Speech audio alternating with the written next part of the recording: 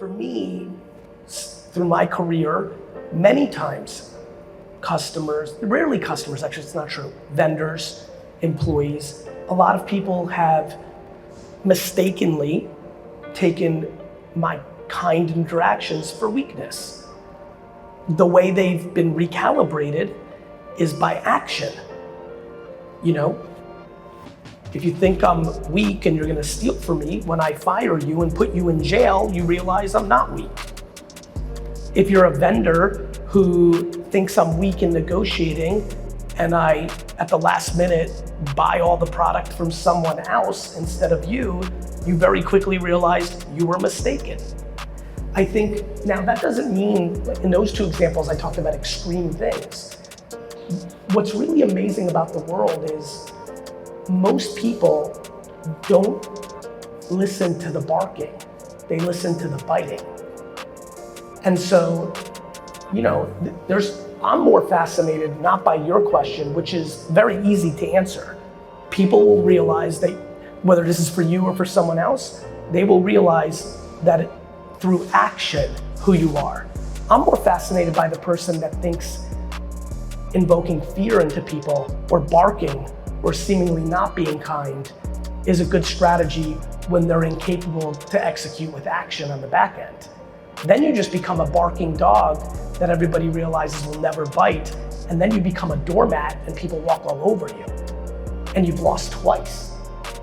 So I think, you know, I think that journey of how do you act as a kind person, first, I'm not worried if people think I'm weak.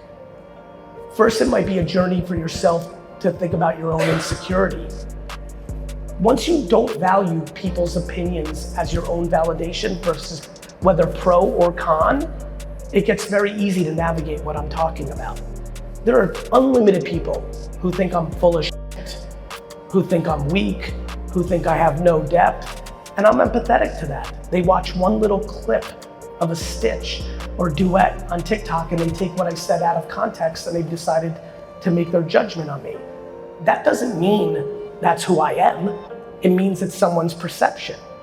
So I think it's a two-parted question for you. One, do you actually worry about people thinking you're weak? Once you eliminate that, everything gets easy.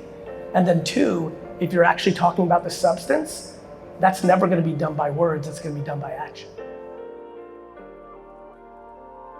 The question is based on a story in my last book where a client that's currently a client of Vayner today was representing over 20% of our revenue at the time. We're a very small company. And two of our employees thought they were signed into their personal Twitter account, but they were signed into the client's account. And they tweeted something negative about a different agency that we were working with. So literally, a Fortune 500 CPG brand tweets out something negative about one of their agency partners that was written by us. That was bad. We were a little bit more loose back then and didn't have our checks and balances in place. The head of that company reached out. It was a big to-do. It was very, very bad.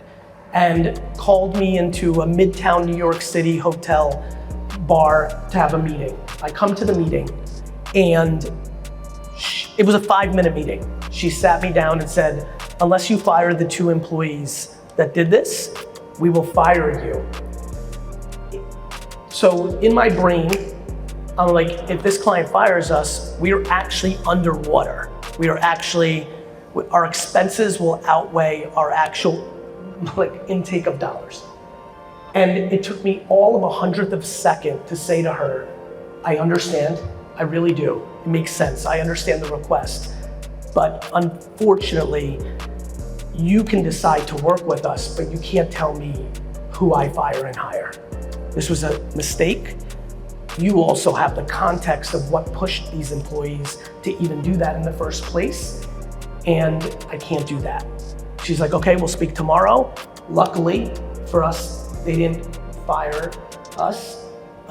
Super lucky now that they've become literally our largest client of revenue, but more lucky, and back to a lot of what we talked about here today, it is the single story that was the first brick of building the internal culture that is the currency of our organization. The utter shock in my organization that we didn't fire those two people was profound for a million reasons. Not only was it like, yeah, we fought against the client, it was that both of those employees weren't that great. It was that it was a way, I knew at the time that I was building this company forever. And I knew that I'd saved enough money in my personal bank account that I could loan the business money to get us through a year. And I knew that if I got punched in the face the next day and we got fired, that my pants would be on fire and I'd find more revenue. I also knew that there was never gonna be an opportunity, maybe quite like this, for me to show the company that I had their back at all versions, at all costs. And so I took that risk, but it wasn't a risk. It was in my heart and in my brain. They both. Because as all of you know, a lot of things don't match up that way. A lot of us have something in our head, but not in our heart, something in our heart, not in our head. If I can leave anything of positive impact on this talk today, anytime you have your heart and your brain 100% aligned on something, please stop hesitating. Because the only thing that's stopping you is your insecurity at that point. And your insecurity, your anxiety and insecurity in your body is always wrong. It's never right. And yet, a lot of you allow it to make decisions above your heart and your head. And it is the great mistake of the human being. So if you leave with we talked about a lot of stuff today, but if you leave with anything, when your heart and your head agree, it's always right.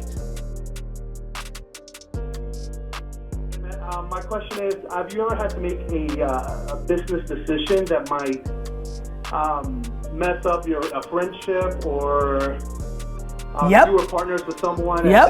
and you became friends, and how did you deal with that, man? Yep, so I've had a lot of them. I was in business with my dad and I knew that I wanted to do other things, and that was insane of the thought of leaving that. My friend Charles Pearson was one of my best friends when I was running my business, and I had to fire him. And he was one of my best social friends. I had to fire him because he wasn't bringing it, and he was doing things that were taking advantage of our friendship, and he didn't think I was a meritocracy. VaynerMedia currently has a lot of family member. I have both my brother-in-laws now involved. I have tons of AJ's friends. All of them are being treated differently. If you are unable to treat business for business, your business will die. And so that's okay, because sometimes you may want to pick your friendship over that business, and that's fine. But yes, I've been in a lot of those situations, and I think that, especially with friendships, you're gonna either create cancer from the situation, or you're gonna fix the situation. You have to understand, if there's friction from your end, it's already a lost situation.